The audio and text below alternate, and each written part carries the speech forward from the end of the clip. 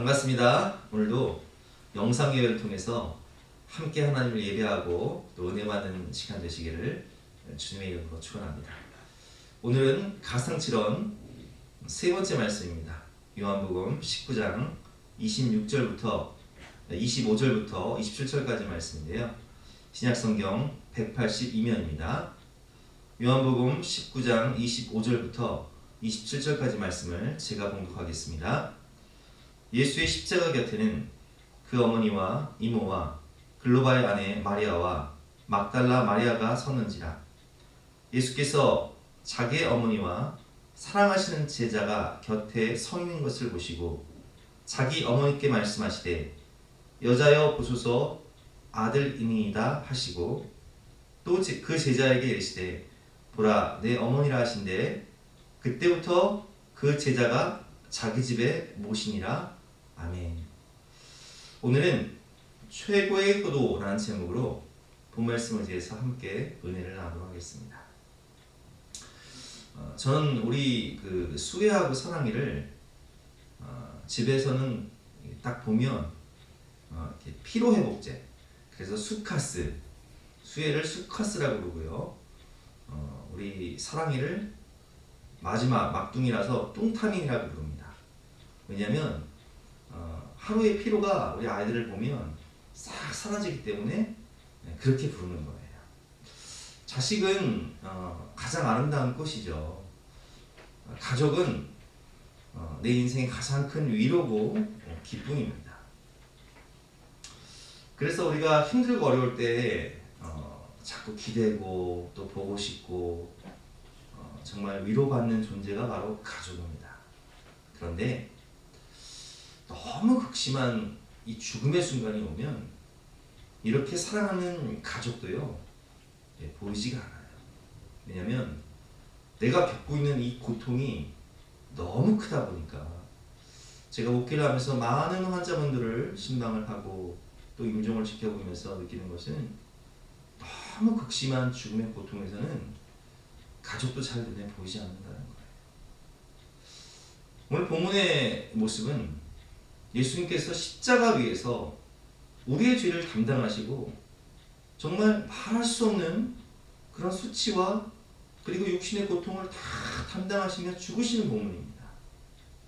십자가에서 양팔이 이 팔목에 대못이 박히고 그리고 이 발에 대못이 박힌 채로 대롱대로 매달려서 뼈가 으스러진 상태에서 예수님은 죽으시기 때문에 숨 쉴 수조차 없는 아주 극심한 고통, 온몸에 물과 피를 다 쏟으시며 이제 생명이 꺼져가는 그 순간의 고통은 정말 이루 말할 수가 없는 고통이에요.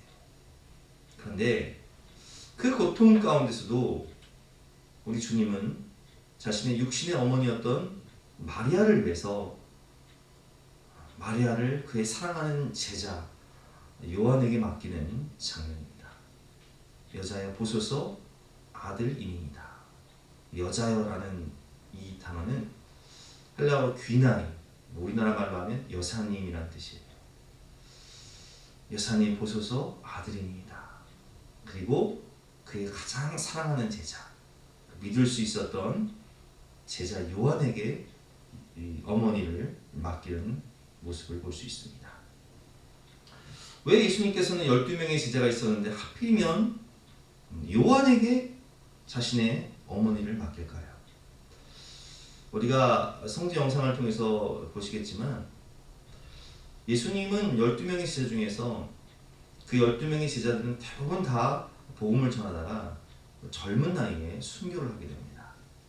그러나 요한만큼은 에베소에서 목회를 하면서 90세 이상을 살아요. 그리고 그곳에서 우리가 오늘 본문 이렇게 성경을 읽었지만 바로 이 요한복음 그리고 요한 1, 2, 3서를 쓰게 됩니다.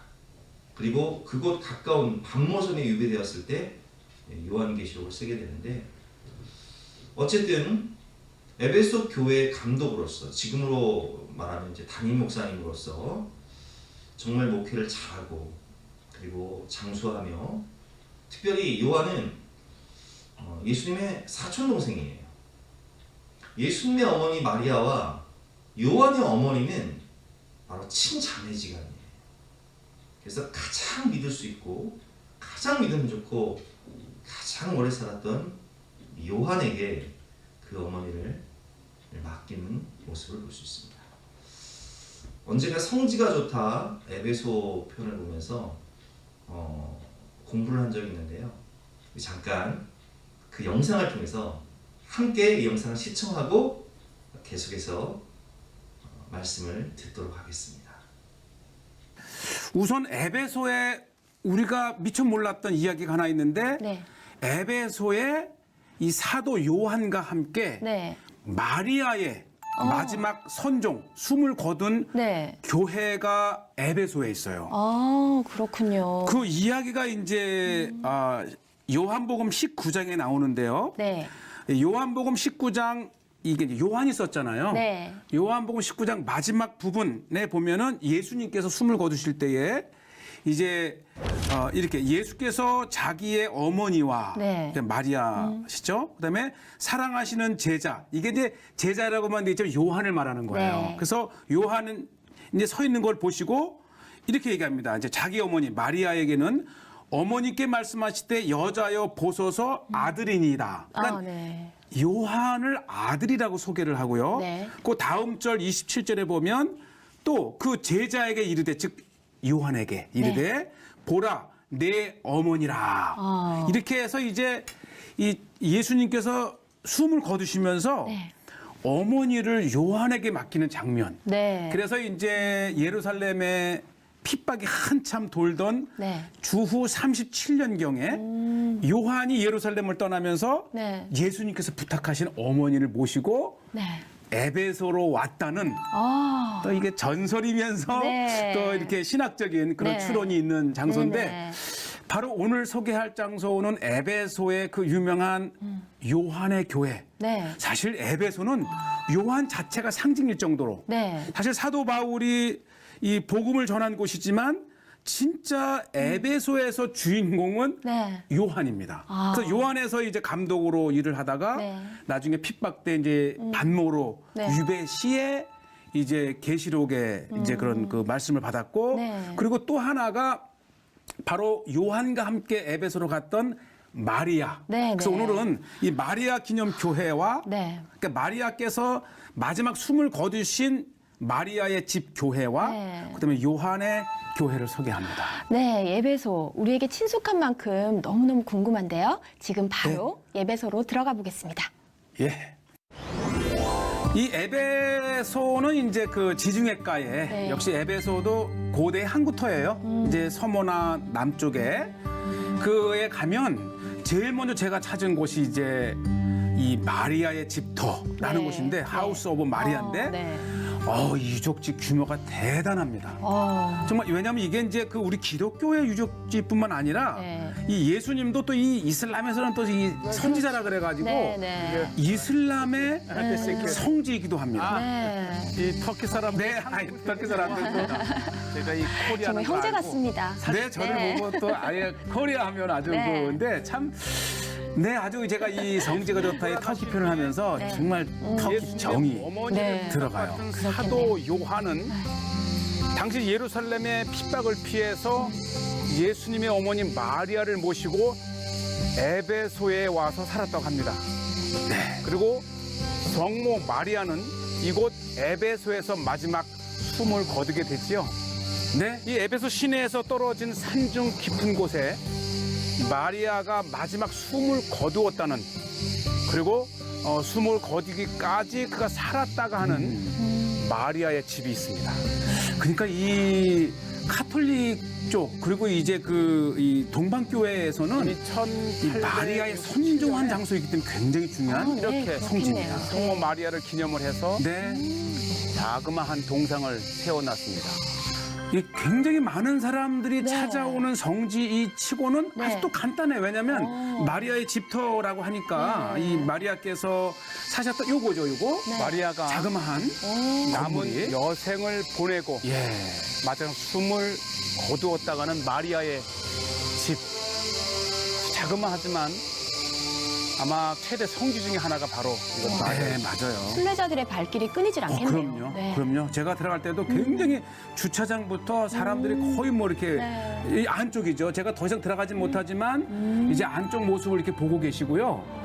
그 유명세에 비해서는 이렇게 이 네. 마리아의 재단을 통해서 이제 마리아께서 네. 이제 마지막 숨을 네. 거두실 때까지 사셨던 집이고 바로 이제 이곳이 이 터키 셀죽 시내에서 7km 떨어져 있는데 네. 사도 요한이 이제 예수님 어머니 마리아를 이 에베소로 모시고 와서 이곳에 이 산에 이렇게 자그마한 집을 짓고 이제 모셨다라는 네. 곳이고요.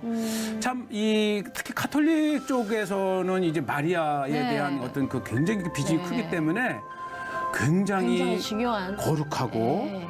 또 신성한 장소입니다. 네, 그래서 그렇겠네요. 아까 그 집터 건물 안에도 네. 이제 뭐 언제든지 들어가서 기도는 할 수 있지만 카메라는 가지고 들어오지 못하게 해서 아, 다행히 이제 이렇게 밖에서 제가 찍었는데 네.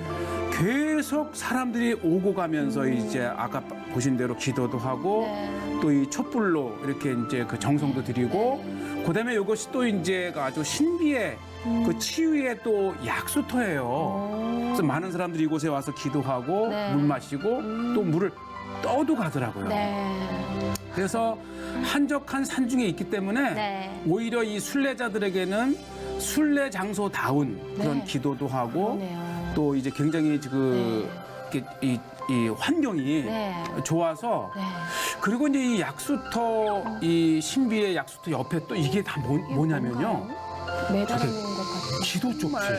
정말 많은 예. 기도의 제목들, 네. 기도문들이 아주 빽빽하게 이렇게 있습니다. 정말 더 어딘가에 틈없을 정도로. 한글도 있겠죠. 그러니까 그 위에 놓고 또 위에 놓고 해서 네. 두툼하게 이 기도의 온갖 제목들로 아이고. 이걸 이게 한국인이 쓴 것들인데 가족 건강 저 목사님이 이것이라서. 있으신 줄 알았는데.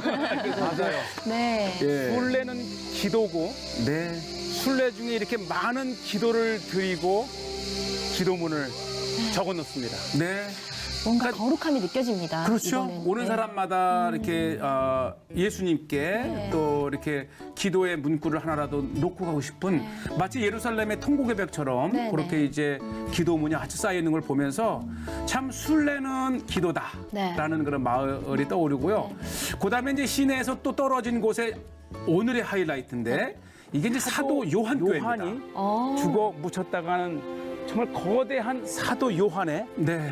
무덤이 있습니다. 네. 이 3년간 사도 바울이 애정을 가지고 목회했던 에베소에 또 하나의 중요한 인물이 사도 네. 요한입니다. 2년간이었죠. 제가 3년이라고 사도 했는데 요한은 2년간. 예루살렘에서의 핍박을 피해 네. 이곳 에베소로 옮겨와서 감독이 되기도 하죠. 이 로마 시대 때 핍박되는 반모섬의 유배도 당했지만 결국은 다시 에베소에서 마지막 생을 마치기까지 네. 네. 그러니까 에베소 하게 되면 우리가 이제 두란노 서원 이렇게 해서 이제 바울을 떠올리지만은 네. 정작 이 에베소의 감독으로 목회를 하셨던 분이 사도 요한입니다. 네. 와. 그러니까 사실 요한이 거의 주인공이고요. 이 사도 지금 요한이 이 엄청난 교회가 묻힌 무덤을 중심으로 예, 세워진 그렇죠. 이 교회이지만 이게 교회라기보다는 거대한 하나의 도시 같습니다. 맞아요. 그만큼 이 에베소에서 사도 요한의 비중은 굉장히 네. 컸던 것 같아요.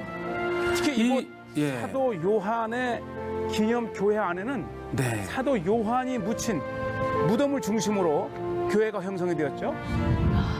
예. 이 교회가 동서로 140m, 오, 네. 폭이 40m에 이르는 좀 제가 서 있는 거대했던 이곳의 교회고요. 길이만도 100m가 넘습니다. 네. 와. 이게 하나의 바실리카 교회인데 정말 대단했고 특히 언덕 위에 자리 잡은 이 사도 요한의 기념 교회는 네. 에베소 전체에서도 사방에서 볼 수 있는 위치에 있죠. 이게 이제 사도 요한의 맞아요. 그러니까 이 아까 제가 들어가면서 앞 이제 멘트를 이렇게 했는데 네. 이 교회 자체의 문이 사도 그 요한의 에베소에서 순교당한 원형극장에 돌들을 갖다가 지어서 또 박해의 문, 순교의 문이라고 하는데 그만큼 이제 에베소 역사를 이 요한 교회에 다 담은 거죠. 네. 예, 보시죠. 성 요한의 무덤. 그래서 이 에베소에서도 가장 높은 언덕에 네. 어디에서나 볼 수 있는 그 교회 세워진 이 요한 네. 교회는 사실 초대교회뿐만 아니라 비잔틴까지 중심이었던 것이죠. 네. 이게 비잔틴 시대 때 전형적인 모양. 제가 이제 교회 앱스 뒤쪽으로 이렇게 가보는데 이것이 이제 회랑처럼 또 이렇게 나여 있는 전형적인 이제 이 비잔틴 시대 때의 네. 그런 교회 모습을 보고 계시고요. 정말 웅장. 네, 요것도 이제 6세기의 모자이크인데 네.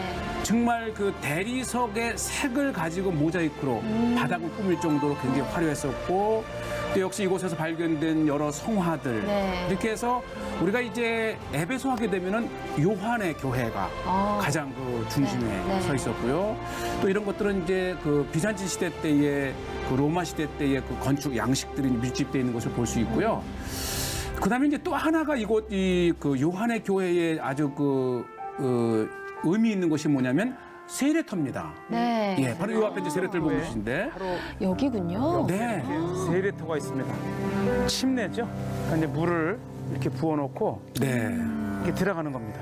아, 저렇게 들어가서? 작게 생겼네요. 네. 완전히 침례를 저렇게. 침례를 생각보다 하고 작아요. 네.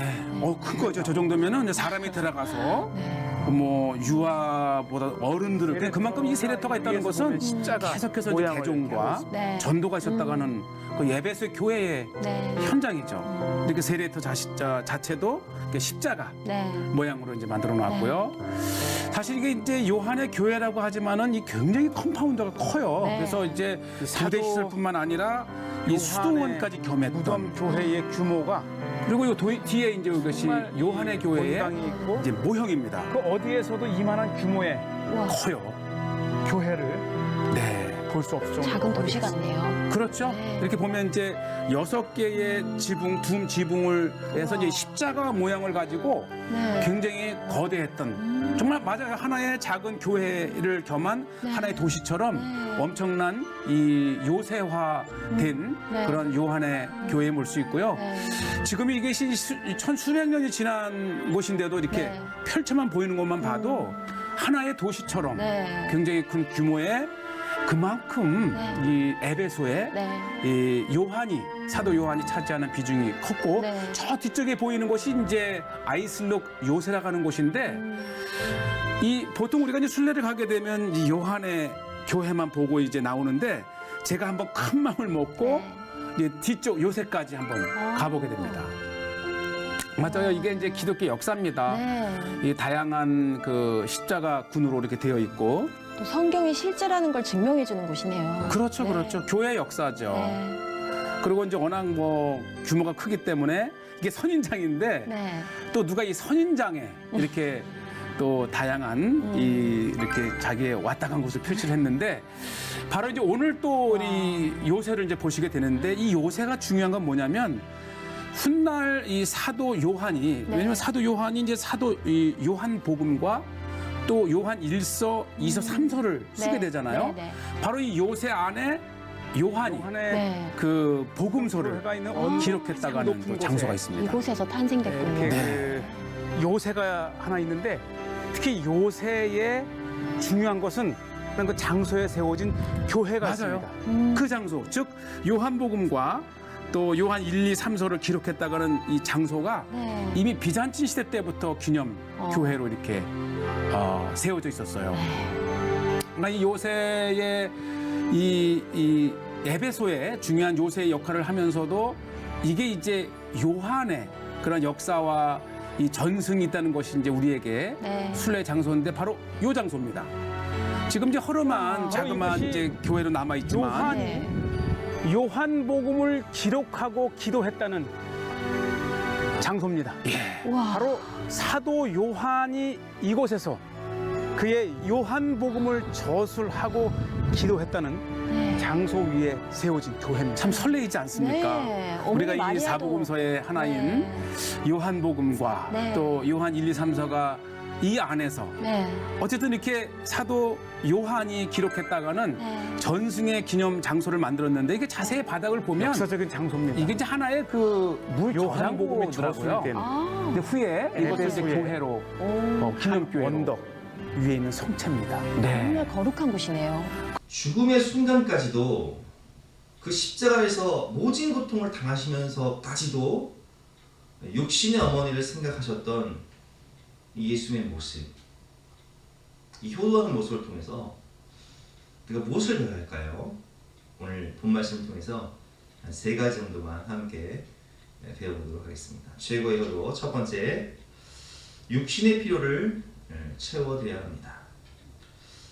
예수님은 이제 오늘 본문 이 십자가의 죽음 이후에 3일 만에 부활하시고, 그리고 40일 동안 제자들과 함께 하시면서 하나님의 나라를 전파하시다가 이제 예언하신 대로, 성경에 기록된 대로 하늘로 승천하시고, 다시 오시겠지만 어쨌든 하늘로 승천하시죠.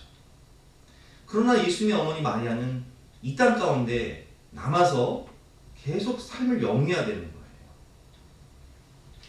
그래서 예수님께서는 우리가 영상을 통해서 보았지만 가장 오래 살고 장수하고 에베소 교회 목회자로서 홀령에 쓰임 받는 사랑하는 제자 사촌 동생이었던 요한에게 어머니를 맡기는 것입니다. 특별히 요한은 제가 조금 전에 말씀드렸지만 요한의 어머니와 또 예수님의 어머니 마리아는 친자매였다는 거예요. 제가 우리 그 어머니를 보면서 또 우리 장모님을 보면서 느끼는 것은 이 세월이 흐르고 나이가 먹으면 먹을수록 형제지간의 이 우애는 너무나 끈끈해지는 거예요. 자식들은 다 결혼해서 자식을 낳고 둥지를 떠나게 되지만 이제 나이가 들어서 세월이 흘러서 의지하고 또 기댈 수 있는 사람이 누구냐면 형제예요. 자매예요. 그래서 명절이 되면 항상 이렇게 고향집에 모여서, 우리 장모님 같은 경우는 고향집에 그 자매들이 다 모이세요. 어릴 적 함께 살았던 그 고향집에 다 모이는 거예요. 거기서 밤을 지새면서 함께 시간을 보내고 추억을 나누고 마음을 나누고 아픔을 위로하고, 마리아도 마찬가지였어요. 예수님께서는 하나님이시기 때문에, 성자 하나님이시기 때문에 인간의 미래를 다 하시는 거예요. 그래서 12 제자 중에서 가장 오래 살고, 특별히 자신의 사촌 동생이면서 자신의 어머니를 너무나 이모기 때문에 잘 알죠. 이모기 때문에 잘 알고 있었던 요한에게 맡깁니다. 그래서 마리아는 요한이 목회하던 에베소라는 도시, 지금의 터키는 도시죠. 예루살렘에 박해가 일어나서 예루살렘 교회가 뿔뿔이 흩어져서 어쩔 수 없이 요한도 예루살렘을 떠나게 되는데, 그때 오늘 본문의 말씀처럼 예수님께서 그 제자에게 이르시되 보라 내 어머니라 이렇게 말씀하셨기 때문에 자신의 어머니와 함께 자신의 이모였던 이 마리아, 예수님의 어머니를 함께 어머니처럼 모시고 에베소에서 평생을 섬기면서 그 마리아를 위해서 집을 짓고 평생을 섬기면서 살다가 하나님 나라에 가게 되는 모습을 볼 수 있습니다. 우리가 부모님을 사랑한다면 효도하기 위해서 육신의 필요를 채워드려야 돼요. 얼마 전에 그 미운 우리 새끼라는 프로그램에서 그 미운 우리 새끼가 주로 이제 남자들이지 않습니까? 남자 넷이 모여서 어쩌다 이야기를 하다가 어머니에게 사랑한다는 말을 하냐? 이런 주제로 이야기를 나눈 거예요. 딸들은 뭐 사랑한다는 말을 자주 할 수 있지만 아들은 그게 어렵거든요. 그래서 그 중에 대표로 이제 개그맨 김준호 씨가 어머니에게 전화를 해서 아주 어렵게 어머니를 사랑한다고 그렇게 고백을 하는 장면을 보았는데, 그때 이제 그 사회를 맡았던 신동엽 씨가 그 미우새 그 패널로 참석한 어머니들에게 질문을 해요. 어머니들, 아들이 사랑한다는 말을 해주는 것이 더 좋습니까? 아니면 아들이 현금 100만 원을 드리는 것이 더 좋습니까? 이렇게 질문을 하니까 거기에 계신 어머니들이 다 하시는 말씀이, 아들이 나 사랑하는 건 말 안 해도 아니까 현금 100만 원 주는 것이 더 좋다는 거예요. 왜 그럴까요? 어르신들은 나이가 들수록 필요한 것이 많으세요. 특별히 수입이 없으시기 때문에 필요한 것은 많은데 수입은 없으시기 때문에 이렇게 현금이 필요하신 거예요. 저도 교회를 개척하면서 우리 부모님을 이렇게 사랑하는 마음이 있지만 뭐 약도 못 사드리고 또 뭐 용돈도 많이 못 드리고 그래서 이런 설교를 할 때는 참 저 자신이 너무 그렇게 못했기 때문에 부끄럽기 때문에 참 이런 말씀을 드리기는 참 어려운데 그래도 우리는 내가 할 수 있는 대로 내 형편에 최선을 다해서 부모님께 필요를 채워드려야 됩니다. 뭐 대출 없는 집이 어디 있겠습니까? 다 대출도 있고 또 사교육비도 많이 들기 때문에 아이들 키우는 것도 힘들고 생활하는 게 너무 힘들고 어려운 것 저 자신도 체험하고 있기 때문에 잘 알고 있습니다. 그러나 우리 육신의 부모님, 살아계신 부모님이 살아계실 동안에 우리가 자주 찾아뵙고 또 사랑한다는 말씀도 드리고 또 용돈도 드리고 또 필요한 약이 있으면 사다 드리고 이렇게 필요를 채워드릴 때 부모님은 우리로 인해서 또 힘을 얻으시고 위로를 얻으실 수가 있는 것입니다. 두 번째로 최고에도 두 번째는 부모님의 영혼을 구원해야 합니다. 가장 최고의 효도는 부모님의 영혼 구원이다 라고 제가 여러 번 강조해서 말씀을 드린 적이 있습니다. 얼마 전에 우리 고 이어령 교수님이 소천하셨어요. 초대 문화체육부 장관을 지내셨고 이 시대의 최고의 지성이라 일컬어지는 이어령 박사님에게는 이민아 목사님이라는 딸이 있었습니다. 이민아 목사님은 자신이 암 투병하는 가운데서도 그 죽음의 고통 가운데서도 육신의 아버지의 영혼 구원을 위해서 날마다 기도하시고 사랑으로 섬기면서 아버지에게 복음을 전했어요. 그리고 이 세상을 떠나실 때 그 육신의 아버지였던 고 이어령 박사님도 예수님을 영접하게 됩니다. 그래서 아주 유명한 책이죠. 지성에서 영성으로. 우리나라 최고의 지성 이 이어령 박사님이 이제는 예수 그리스도를 영접한 하나님의 백성, 하나님의 자녀가 되어서 영성의 눈을 떠서 지성에서 영성으로 이 책을 쓰시고 변화된 자신의 삶을 고백한 적이 있습니다. 그렇습니다, 여러분. 우리가 사랑하는 부모님이 구원받는다는 것은 너무나 기쁘고 너무나 축복된 일이에요. 얼마 전에 사임하신 우리 나연주 전사님께서 저한테 그런 말씀을 하시더라고요. 어머니가 이제 88세신데 아직 예수님을 영접하지 않았다. 구원받지 못했다. 그래서 사역도 중요하지만 어머니의 영혼 구원을 위해서 삶의 우선순위를 두고 싶다라고 말씀을 하셨는데 저는 100% 공감하는 것이 제가 36살 나이에 교회를 개척했거든요. 왜 그 젊은 나이에 교회를 개척했냐면 저에게 있어서 삶의 가장 중요한 것은 아직 구원받지 못한 육신의 아버지. 우리 아버지가 그때는 예수님 믿지 않았거든요. 근데 몸이 안 좋으셨어요. 그래서 속병이 있으셔서 식사도 제대로 못 하시고 언제 돌아가실지 모르겠는데 제 마음이 너무 막 조급한 거예요. 육신의 아버지의 영혼 구원을 위해서. 그래서 저는 교회를 개척하고 제가 우리 아버님 세례를 드리고 또 우리 장인어른도 제가 세례를 드리고 또 믿지 않는 친척들 많은 분들이 우리 교회에서 다 세례를 이렇게 받으셨는데 여러분 우리가 그 무엇보다도 가장 소중한 것은 바로 부모님의 영혼권이에요. 우리가 물론 용돈도 드리고 필요도 채워드려야 되고 뭐 이것저것 다 드리면 좋겠지만 가장 최고의 효도는 무엇이냐? 바로 사랑하는 부모님의 영혼 구원. 그분들에게 줄 수 있는 최고의 선물은 예수 그리스도를 통한 천국 영생인 것입니다. 우리 장민호 원사님이 예전에 어머님이 시골에 계신데 예수 믿지 않았거든요. 오랜 시간 기도하시고 또 전도하시고 애를 쓰다가 어머님이 사신 동네에 그 교회에 부흥회를 한 거예요. 어머니가 친구의 권위로 그 부흥회를 참석했다가 너무 은혜를 받으셔서 예수를 영접해서 지금은 신앙생활 잘 하고 계신다는 그런 소식을 지금도 듣고 있습니다. 우리 김혜경 목사님은 어머님이 해남에 계신데 해남에 계신 어머니를 어떻게 해요? 근데 하나님이 역사하셔서 그 어머님이 예수 믿고 교회 출석하시고 신앙생활 잘 하신다는 이야기를 들은 적이 있습니다.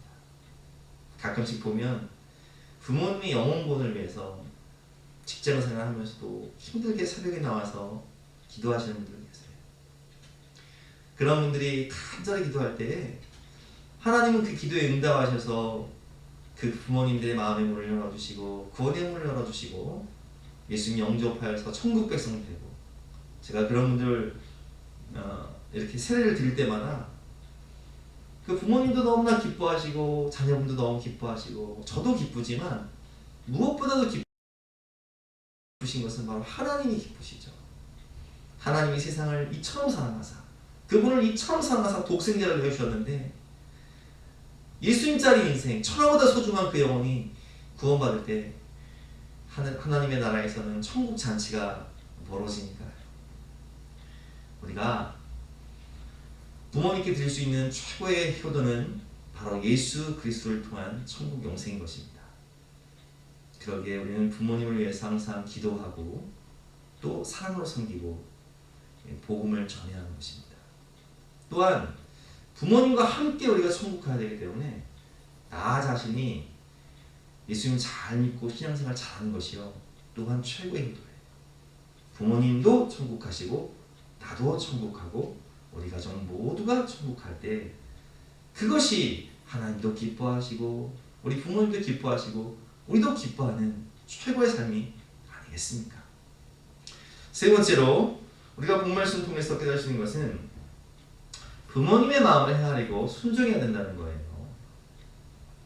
오늘 본문은 죄가 없으신 예수님께서 우리의 모든 죄짐을 담당하시고 십자가에서 아주 고통스럽게 죽으시는 장면입니다. 하나님의 본체이신 예수님께서 도대체 왜 사람의 몸을 입고 이 땅에 오셔서 십자가에서 모진 고통과 수치와 죽음의 고통을 감당하셔야 했을까요? 그것은 바로 성부 하나님 아버지의 뜻이기 때문입니다. 인간의 죄를 사할 수 있는 이 죄와 허물로 얼룩진 인간을 구원할 수 있는 길은 죄가 없으신 성자 하나님이 오직 십자가에서 대속의 죽음을 통해 속죄물로 희생의 제물로 우리의 죄를 대신 감당하시고 죽으셔야지만이 그 죄를 없이 할 수 있기 때문에 예수님은 하나님 아버지의 마음을 헤아리시고 죽기까지 순종한 것입니다. 그것이 빌립보서 2장에 보면 나와 있죠. 빌립보서 2장 6절부터 8절까지 말씀 제가 공독하겠습니다. 그는 근본 하나님의 본체시나 하나님과 동등됨을 취할 것으로 여기지 아니하시고 오히려 자기를 비워 종의 형태를 가지사 사람들과 같이 되셨고 사람의 모양으로 나타나사 자기를 낮추시고 죽기까지 복종하셨으니 곧 십자가의 죽으심이라. 아멘. 성부 하나님의 마음을 헤아리고 순종하시는 예수님의 모습, 마치 아브라함과 함께 모리아 산을 올라갈 때 이삭이 자신이 죽을 줄 알았지만 아버지의 마음과 뜻을 헤아려 죽기까지 순종했던 그 이삭의 마음처럼 예수님은 하나님 아버지의 마음을 아시고 헤아리시고 순종하셨다는 거예요.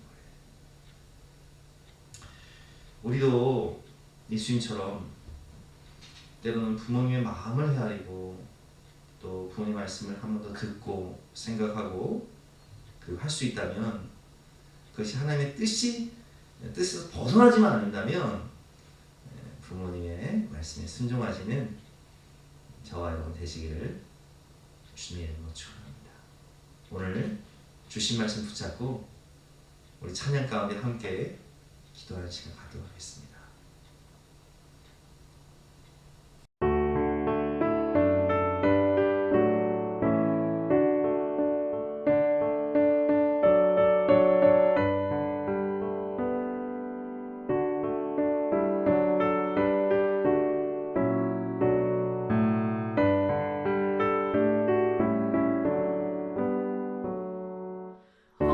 어머니의 넓은 사랑 귀하고도 귀하다.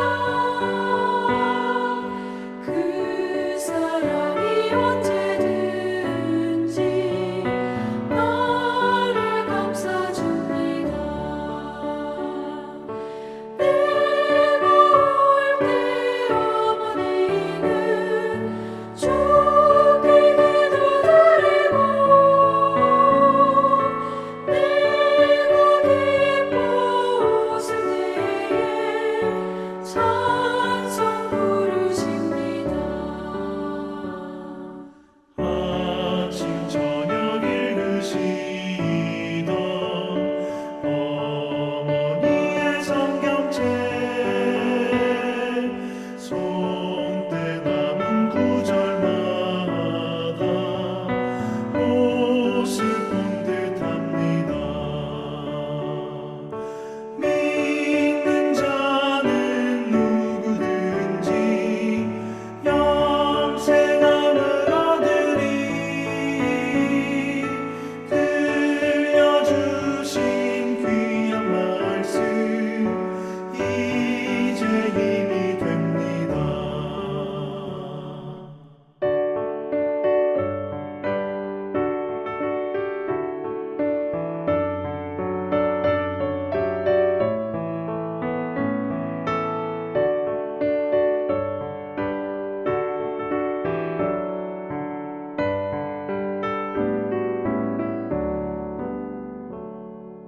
홀로 누워 괴로울 때 헤매다가 지칠 때 부르시는